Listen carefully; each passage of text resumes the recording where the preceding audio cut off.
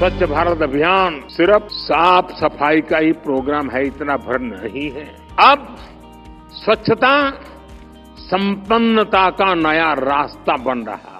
ಸ್ವಚ್ಛತೆಯ ಬಗ್ಗೆ ಬದ್ಧತೆ ತೋರಿಸುವ ಮೂಲಕ 23 ನಗರಗಳ ಸೂಪರ್ ಕ್ಲೀನ್ ಲೀಗ್ಗೆ ಸ್ಥಾನ ಪಡೆದ ದೊಡ್ಡ ಚಿಂತನೆ ಹೊಂದಿರುವ ಸಣ್ಣ ನಗರಗಳಿಗೆ ಸ್ವಚ್ಛ ಸರ್ವೇಕ್ಷಣ್ 2024-25 ವಂದನೆ ಸಲ್ಲಿಸುತ್ತದೆ.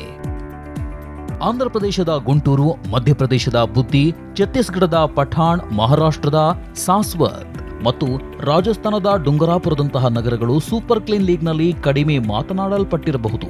ಆದರೆ ಅಲ್ಲಿನ ನೈರ್ಮಲ್ಯ ಕಾರ್ಮಿಕರು ಪ್ರಚಾರದಿಂದ ದೂರವಿದ್ದರೂ ಭಾರತದ ಸ್ವಚ್ಛತೆಗೆ ದೊಡ್ಡ ಕೊಡುಗೆ ನೀಡಿದ್ದಾರೆ. ಈ ನಗರದಲ್ಲಿ ಪ್ರತಿದಿನ ಬೆಳಗ್ಗೆ ಸೂರ್ಯ ಬೆಳಗುವ ಮೊದಲೇ ಎದ್ದು ತಡರಾತ್ರಿವರೆಗೆ ಕೆಲಸ ಮಾಡುವ ನೈರ್ಮಲ್ಯ ಕಾರ್ಮಿಕರು ಸ್ವಚ್ಛ ಭಾರತದ ಅಡಿಪಾಯವನ್ನ ಬಲಪಡಿಸಿದ್ದಾರೆ.